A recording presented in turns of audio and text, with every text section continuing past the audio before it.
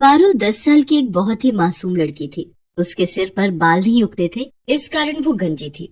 आस पड़ोस, रिश्तेदार और स्कूल में सब पारुल को गंजी या फिर टकली कहकर बुलाते थे। कभी कभी इस बात से पारुल बहुत दुखी हो जाती थी। ये देख पूजा, मेरी मम्मी मेरे लिए कल मार्केट से न्यू हेयर पिन लेकर आई है।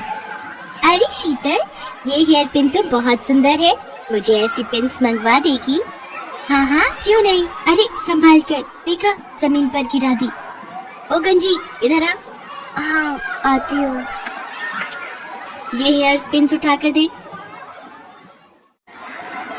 Thank you. अच्छा, तुझे चाहिए तो तेरे लिए भी एक सेट मंगवा दूंगी। नहीं, मुझे नहीं चाहिए। तू भी पागल है शीतल, ये गंजी अपने सिर पर हेयर पिन्स कैसे लगाएगी? ये तो गंजी है, गंजी। अरे मैं तो भूल ही गई थी, ये तो गंजी खोपड़ी है। तभी वहाँ क्लास टीचर आ जाती है और सब बच्चे खड़े हो जाते हैं। गुड मॉर्निंग बच्चों, आज आप सबके लिए एक बहुत अच्छी न्यूज है। हमारे स्कूल में एक बहुत बड़े लेवल का फैशन शो होने जा रहा है, इसलिए आप सब भी उसकी तैयारी शुरू कर लें। Wow, fashion show! फिर तो मैं ही सबसे सुंदर दिखूंगी। यार शीतल, तू तो बहुत घमंडी है, हम भी तो सुंदर लग सकते हैं। तू अपने बारे में क्यों सोचती है? ये बात तेरी अच्छी नहीं है। अरे नहीं नहीं, मेरा वो मतलब नहीं था, तुम सब भी सुंदर बन जाना। पर मैं एक रिच फैमिली से बिलोंग करती हूँ, तो मेरे मॉम डैड तो मेरे लिए महंगी ड्रेस खरीद ही देंगे। तेरे मम्मी पापा तो जॉब करते हैं ना, तो तेरे लिए इतनी महंगी ड्रेस नहीं खरीद पाएंगे। और मेरे तो बाल भी कितने लंबे और सुंदर हैं। मैं तो अपने बालों में पार्लर से कोई भी अच्छा सा स्टाइल बनवा सकती हूँ। तुम लोगों के बाल भी बहुत छोटे छोटे हैं, बिल्कुल उस गंजी पारुल की तरह। शीतल की बातों को सुनकर पूजा गुस्से में आ जाती है, पर वो उस वक्त उसे कुछ नहीं कहती। पारुल रोती हुई घर जाती है।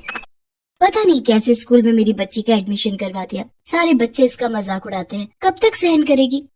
बड़ी मुश्किल से तो ये स्कूल मिला है, हमारे बजट में भी है, और फिर बच्चे हैं, बच्चों की तो आदत ही होती है एक दूसरे का मजाक उड़ाने की। पारुल बिटिया, हमें कभी भी किसी की बात का बुरा नहीं मानना चाहिए। अगर हम ऐसे ही हर किसी की बात का बुरा मानने लगे तो जीवन काटना बहुत मुश्किल हो जाएगा बच्चे। अगले दिन पारुल स्कूल के लिए निकली, पर आज वो जिस रास्ते से जाती थी उस रास्ते से ना जाकर दूसरे रास्ते से स्कूल की तरफ चली जाती है। पर वो मन ही मन सोच में थी, पता नहीं स्कूल जाने का बिल्कुल भी मन नहीं हो रहा। मेरे साथ ऐसा क्यों हुआ? मेरे सिर पर बाल क्यों नहीं है? अगर मेरे सिर पर भी बाल होते तो मैं कितनी सुंदर लगती, फिर मेरा भी कोई मजाक नहीं उड़ाता। तभी पारुल को किसी के बुलाने की आवाज आती है। कोई बचाओ, मैं इस गड्ढे में गिर गई हूँ, मेरी मदद करो। अरे आप कौन हो? रुको, मैं आपको बाहर निकालती हूँ। इन्हें बचाने के लिए तो मुझे रस्सी की जरूरत पड़ेगी। अब क्या करूँ? वो एक रस्सी पड़ी हुई दिखाई दे रही है। किसी तरह पारुल उस रस्सी की सहायता से एक औरत को गड्ढे से बाहर निकालती है।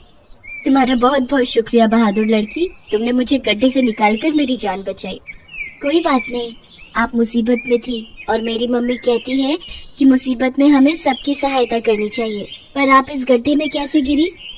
मेरा नाम सोफिया है, मैं एक जादूगरनी हूँ। मैं कल रात जब अपने घर वापस जा रही थी तो रात के अंधेरे में मुझे ये गड्ढा दिखाई नहीं दिया और मैं इस गड्ढे में गिर गई। अगर आप जादूगरनी हो तो आप इस गड्ढे से बाहर क्यों नहीं आ सकी? क्योंकि मेरा जादू सिर्फ दूसरों पर काम करता है, मैं अपने ऊपर अपने जादू का उपयोग नहीं कर सकती। तुमने मेरी सहायता की है, बताओ मैं तुम्हारी क्या मदद कर सकती हूँ? तुम्हें अगर मुझसे कुछ चाहिए तो मैं जादू से तुम्हें वो दे सकती हूँ। क्या आप जादू से कुछ भी दे सकती हो? हाँ बिल्कुल, तुम मुझसे जो भी मांगोगी और मेरे बस में होगा तो मैं अवश्य दूंगी। क्या आप मेरे सिर पर बाल उगा सकते हो? सब मुझे गंजी कहकर बहुत चिढ़ाते हैं। मेरे स्कूल में फैशन शो होने वाला है। बस इतनी सी बात, अभी लो। जादूगरनी छड़ी घुमाए, सिर पर लंबे बाल आ जाए। और देखते ही देखते पारुल के सिर पर लंबे और सुंदर बाल आ जाते हैं। अब वो गंजी नहीं थी। पारुल, तुम्हारे सिर पर असली बाल है, ये बात किसी को मत बताना। जब समय आएगा तो सबको खुद पता चल जाएगा। अभी तुम सबसे यही कहना कि तुमने बालों के लिए एक विग खरीदा है। अब तुम स्कूल जाओ और कभी भी मेरी जरूरत हो तो 3 बार मुझे आवाज लगाना, मैं तुम्हारे सामने आ जाऊंगी। थैंक यू जादूगरनी आंटी, आप बहुत अच्छी हो। पारुल के सिर पर बाल आ जाते हैं और वो बहुत खुश होती है। उसके बाद वो स्कूल जाती है और सबको यही कहती है कि उसने बालों में विग लगवाई है। इस पर सब बच्चे हंसने लगते हैं। पिक लगाने से क्या होता है तो तू अभी भी गंजी ही ना। पारुल शीतल की बात का बुरा नहीं मानती। पारुल घर जाकर अपने मम्मी पापा को सारी सच्चाई बता देती है। कुछ दिन बाद फैशन शो था और वो बहुत सुंदर तैयार होकर फैशन शो के लिए स्कूल जाती है। शीतल ने भी महंगी ड्रेस और महंगा हेयर स्टाइल करवाया था। पूजा के मन में शीतल के लिए नफरत थी। पूजा उससे अपने अपमान का बदला लेना चाहती थी। शीतल बहुत घमंड करती है ना अपने बालों पर। आज मैं उसके बालों में ये गोंद चिपकाकर उसके सारे बाल खराब कर दूंगी ताकि वो फैशन शो में भाग ही न ले पाए। शीतल, तेरे बाल तो बहुत सुंदर लग रहे हैं, पर बालों में जो ऊपर पिन लगी हुई है ना, मैं उसको ठीक कर दूं? लग रहा है वो नीचे गिरने वाली है। कहाँ गिर रही है? जरा ठीक से लगा दे। पूजा जानबूझकर अपने हाथों में पकड़ी हुई गोंद के डिब्बे शीतल के बालों में गिरा देती है। ओह सॉरी शीतल, मेरे हाथ में तो गोंद की शीशी थी, तुम्हारे सारे बालों में गिर गई है। मुझसे गलती हो गई, मैंने ये जानबूझकर नहीं किया। पूजा, थोड़ी देर में फैशन शो स्टार्ट होने वाला है। तुमने मेरे सारे बाल खराब कर दिए। मेरे सारे बाल चिपक गए हैं। देखो मैं कितनी गंदी लग रही हूँ। अब मैं क्या करूँगी? शीतल रोने लगती है। सब बच्चे फैशन शो के लिए नीचे हॉल में पहुंच जाते हैं। शीतल क्लास में बिल्कुल अकेली बैठी थी। तभी पारुल वहाँ आ जाती है। उसे सारी बात पता चलती है। तुम चिंता मत करो, मैं अभी जादूगरनी आंटी को बुलाती हूँ, वो तुम्हारे बाल बिल्कुल ठीक कर देंगी। पारुल जादूगरनी को आवाज लगाती है और वो वहाँ आ जाती है। पारुल, शीतल ने तो हमेशा तुम्हारा मजाक उड़ाया है, फिर भी तुम इसकी मदद करना चाहती हो, पर इसके लिए एक शर्त है। अगर मैं शीतल के बाल ठीक करूंगी तो बदले में तुम्हें फिर से गंजा होना पड़ेगा। जादूगरनी आंटी, कोई बात नहीं, आप मुझे फिर से गंजा कर दो, पर मेरी दोस्त के बाल ठीक कर दो। शीतल पारुल की सारी बातें सुन रही थी। इसका मतलब पारुल के बाल असली हैं? इसने विग नहीं पहना? मैंने पारुल से कितनी नफरत की, उसका कितना मजाक उड़ाया, पर ये मेरे लिए फिर से गंजी होने को तैयार है। सचमुच मैं कितनी बुरी हूँ। पारुल कितनी अच्छी है। जादूगरनी आंटी, आप ऐसा कुछ मत करना। आप पारुल को फिर से गंजा मत करो। मैं फैशन शो में हिस्सा नहीं लूंगी। आप मेरे बाल ऐसे ही रहने दो। चिंता मत करो शीतल, मैं तो पारुल की परीक्षा ले रही थी। मैं ऐसा कुछ नहीं करूंगी। मैं तुम्हें सीख देना चाहती थी। कभी भी किसी से ईर्ष्या मत करना। ईर्ष्या करना बुरी बात है। पारुल, तुम सचमुच बहुत संस्कारी बच्ची हो। तुम्हारे माता पिता ने तुम्हें बहुत अच्छे संस्कार दिए हैं, इसलिए मैं तुम्हारे कहने पर शीतल के बाल ठीक कर देती हूँ।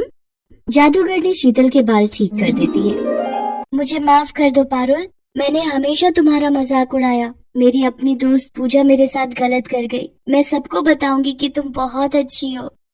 पारुल, अब मैं चलती हूँ। अब मैं कुछ समय के लिए यहाँ से दूर जा रही हूँ, इसलिए मेरा तुमसे मिलना नहीं हो पाएगा। मैं जब भी वापस आऊंगी तो तुमसे जरूर मिलूंगी। पारुल और शीतल दोनों मिलकर फैशन शो में हिस्सा लेती हैं। शीतल सबको पारुल के बारे में बताती है। शीतल ने पूजा से बात करना बंद कर दिया था, क्योंकि पूजा ने जानबूझकर बहुत बड़ी गलती की थी। उस दिन से पारुल और शीतल दोनों अच्छी दोस्त बन जाते हैं। पारुल ने हमेशा दूसरों की मदद की, और जो दूसरों की मदद करता है हमेशा उसके साथ अच्छा ही होता है।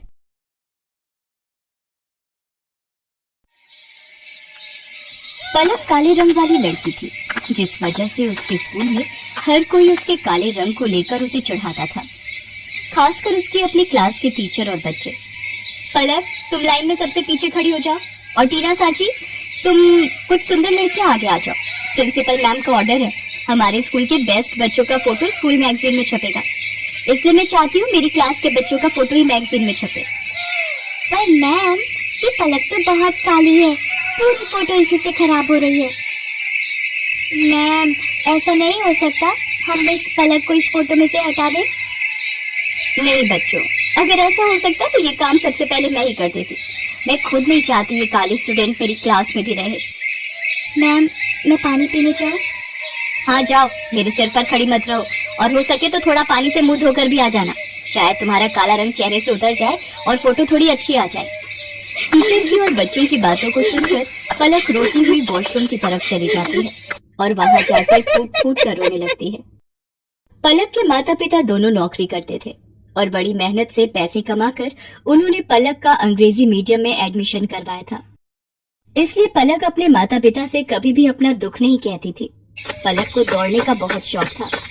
वो रोजाना सुबह स्कूल जाने से पहले दौड़ने का अभ्यास करती थी, पर वो जब भी अपनी टीचर से स्कूल में दौड़ प्रतियोगिता में भाग लेने के लिए कहती थी तो उसकी टीचर उसे साफ मना कर देती थी और बच्चे उस पर हंस देते थे। तू दौड़ेगी? अपनी शक्ल देखी है कभी शीशे में? मैम तुझे कभी भी दौड़ प्रतियोगिता में नहीं लेंगी। आज तक हमेशा से टीना ही विनर रही है और आगे भी रहेगी। इतनी देर में क्लास टीचर भी आ जाती हैं। बच्चों, हमारे स्कूल को बहुत ही बड़े लेवल पर दौड़ प्रतियोगिता के लिए भेजा जा रहा है। टीना, मैंने तुम्हारा नाम प्रिंसिपल मैम को दे दिया है। ओके मैम, मैं आज से ही प्रैक्टिस शुरू कर देती हूँ। मैम, मैं भी दौड़ प्रतियोगिता में भाग लेना चाहती हूँ। नहीं पलक, मैं तुम्हें इस प्रतियोगिता में नहीं ले सकती। तुम देखने में बिल्कुल भी सुंदर नहीं हो, और अगर मैंने तुम्हें इस प्रतियोगिता में ले लिया और तुम हार गई तो प्रिंसिपल मैम मुझ पर गुस्सा होंगी। पलक रोती हुई घर आती है, पर जैसे ही वो अपनी माँ को सामने देखती है, अपने आंसू पोंछ लेती है और खाना खाने बैठ जाती है। पर उसका मन उदास था, इसलिए पलक अगले दिन स्कूल की छुट्टी ले लेती है। उसे पता था कि वो स्कूल जाएगी तो और बच्चों को प्रतियोगिता में जाता देख उसका मन दुखेगा। अरे पलक बिटिया, आज तो स्कूल नहीं जा रही? नहीं माँ, आज बस थोड़ा सिर में दर्द है, इसलिए घर पर आराम करूंगी। कोई बात नहीं पलक बेटिया, तू तो रोजाना ही स्कूल जाती है, आज छुट्टी कर ले और आराम करना। एक काम करो, आज तुम चले जाओ, मैं पलक के पास ही रुक जाती हूँ। उसे किसी चीज की जरूरत होगी तो बना दूंगी। ठीक है, फिर मैं अकेला ही काम पर चला जाता हूँ। पलक की माँ उसके पास ही घर पर रुक जाती है। पलक सो रही थी और उसकी माँ काम कर रही थी। इतनी देर में दरवाजे पर कोई आता है। जी, मेरा नाम रामलाल है, मैं पलक बिटिया के स्कूल का चपरासी हूँ। मुझे वहाँ की प्रिंसिपल मैम ने भेजा है। उन्होंने तुरंत ही पलक को स्कूल बुलाया है। वो किसी दौड़ प्रतियोगिता में जाना है, शायद यही बात हो रही थी। पलक को, पर उसकी तो अभी तबीयत। रामलाल भैया, आप मैम को बोल दो मैं अभी तैयार होकर स्कूल पहुँचती हूँ। दौड़ प्रतियोगिता का नाम सुनकर मानो पलक के दिमाग में कौन सी फुर्ती आ गई कि वो जल्दी से तैयार होकर स्कूल पहुंच गई। अच्छा, तो तुम पलक हो बेटा, हमें तुम्हारी बहुत जरूरत है और इस स्कूल को भी। टीना जो तुम्हारी क्लास की है वो इस प्रतियोगिता में भाग नहीं ले सकती। उसके पैर में चोट आ गई है, इसलिए डॉक्टर ने उसे दौड़ने के लिए मना किया है। हम चाहते हैं कि तुम अपने स्कूल के लिए इस प्रतियोगिता में हिस्सा लो और जीत कर ही लौटो। मैम, मैं आपसे वादा करती हूँ, मैं इस प्रतियोगिता में जीत कर ही लौटूंगी। पलक, मुझे माफ कर दो बेटा, मैंने एक टीचर होकर भी तुम्हारे साथ कितना गलत व्यवहार किया। पर आज जब हमारी क्लास की और स्कूल की इज्जत का सवाल है तो हमें तुमसे बेहतर दौड़ प्रतियोगिता के लिए कोई बच्चा नजर ही नहीं आया। मैं जानती थी कि तुम रोजाना सुबह दौड़ने का अभ्यास करती हो, इसीलिए मुझे तुम्हारा नाम सबसे पहले याद आया। मेरी शुभकामनाएं तुम्हारे साथ हैं। पलक, देखना तुम इस प्रतियोगिता में जीत कर ही लौटोगी। Thank you ma'am, thank you so much. मैं आपसे वादा करती हूँ, मैं इस प्रतियोगिता में जरूर जीतूंगी। पलक की क्लास के सब बच्चे भी उसे शुभकामनाएं देते हैं और पलक पूरे जोश के साथ दौड़ प्रतियोगिता में हिस्सा लेती है और जीत कर लौटती है। उसके प्रिंसिपल मैम और क्लास टीचर उसे इनाम में ट्रॉफी देकर सम्मानित करते हैं। ट्रॉफी लेकर पलक घर पहुंचती है। प्रतियोगिता जीतने की खुशी पलक के माता पिता उसके चेहरे पर साफ साफ देख रहे थे। उस दिन के बाद से पलक को कभी भी कोई भी उसके काले रंग के लिए नहीं बोलता था, बल्कि सब उसकी बहुत तारीफ करते थे। रामलाल अमन कुमार के घर नौकरी करता था। अमन कुमार का बेटा सौरभ एक बड़े स्कूल में पढ़ता था, जबकि रामलाल का बेटा दीपक एक सरकारी स्कूल में पढ़ता था। सौरभ और दीपक दोनों ही पढ़ने में होशियार थे और अपने अपने स्कूल के अच्छे बच्चों में उनका नाम था। देखो पापा, मेरा रिपोर्ट कार्ड मिल गया, मैं क्लास में फर्स्ट आया हूँ। अरे वाह सौरभ, मुझे पता था मेरा बेटा इस बार भी क्लास में फर्स्ट आएगा। अरे रामलाल, दीपक भी तो अपनी क्लास में फर्स्ट आया है ना? अभी कुछ देर पहले ही वो भी अपना रिपोर्ट कार्ड दिखा रहा था। जी साहब, वो भी अपनी कक्षा में अव्वल आया है। पापा, सरकारी स्कूल में पढ़कर तो कोई भी फर्स्ट आ जाता है, वहाँ की पढ़ाई तो बहुत आसान है। दीपक ने कोई बड़ा काम नहीं किया, एक छोटे से स्कूल में फर्स्ट आकर। सौरभ, ये लो लड्डू, मैं फर्स्ट आया हूँ ना तो बापू ने सबको बांटे हैं। मैं नहीं खाता ये बेकार से लड्डू। मॉम, वो चॉकलेट बादाम कहाँ हैं जो आपने सबको खिलाए हैं? मेरे पापा तुम्हारे बापू की तरह सस्ते लड्डू नहीं लाते, वो तो चॉकलेट ड्राई फ्रूट लाए हैं। और ज्यादा इतराने की जरूरत नहीं है, तुम हमारे नौकर के बेटे हो, जितनी मर्जी कोशिश कर ले तो मेरी बराबरी नहीं कर सकता। सौरभ बेटा, ऐसे नहीं बोलते, दीपक भी अच्छा बच्चा है। माँ, मुझे दीपक एक आंख नहीं भाता, मेरे सामने पापा उसकी तारीफ करते रहते हैं, मुझे बिल्कुल अच्छा नहीं लगता। मैं कपिल के घर खेलने जा रहा हूँ। सौरभ को दीपक से नफरत थी। दीपक भी उसकी तरह पढ़ाई में बहुत अच्छा था। ये बात सुनकर सौरभ और गुस्से में आ जाता है। सौरभ कपिल के घर खेलने चला जाता है। क्या हुआ सौरभ, आज तो बड़ा गुस्से में है। मैं दीपक से नफरत करता हूँ। आज मैं जब पापा को अपना रिपोर्ट कार्ड दिखा रहा था तो दीपक ने भी अपना रिपोर्ट कार्ड दिखाया, वो भी मेरी तरह फर्स्ट आया है। फिर तुम ही बताओ, फिर पापा उसकी भी तारीफ करने लगे। वो हमारे नौकर का बेटा है, ये बात मुझे उसे समझानी होगी। अरे तू चिंता क्यों करता है, सब ठीक हो जाएगा। अच्छा सुन, कल दोपहर में सारे दोस्त गेम में पैसे लगा रहे हैं, तू कितने लगाएगा? मेरी तरफ से 200 रुपए लगा दे। अरे तो फिर से अपनी मम्मी के बैंक अकाउंट से 200 रुपए लेगा तो तेरी मम्मी गुस्सा नहीं करेंगी? मेरे पापा बहुत रिच हैं, मेरे पास पैसों की कमी नहीं है। मेरे मम्मी पापा मुझसे कुछ नहीं कहते हैं क्योंकि मैं स्कूल में हमेशा फर्स्ट आता हूँ। सौरभ को गेम पर पैसा लगाने की आदत पड़ गई थी। वो आए दिन अपने दोस्त कपिल और बाकी दोस्तों के साथ ऑनलाइन गेम खेलता और उस पर पैसे लगाता। सौरभ पढ़ाई में अच्छा था, इसलिए उसकी मम्मी भी उसे अकाउंट से पैसे लेने के लिए कुछ नहीं कहती थी।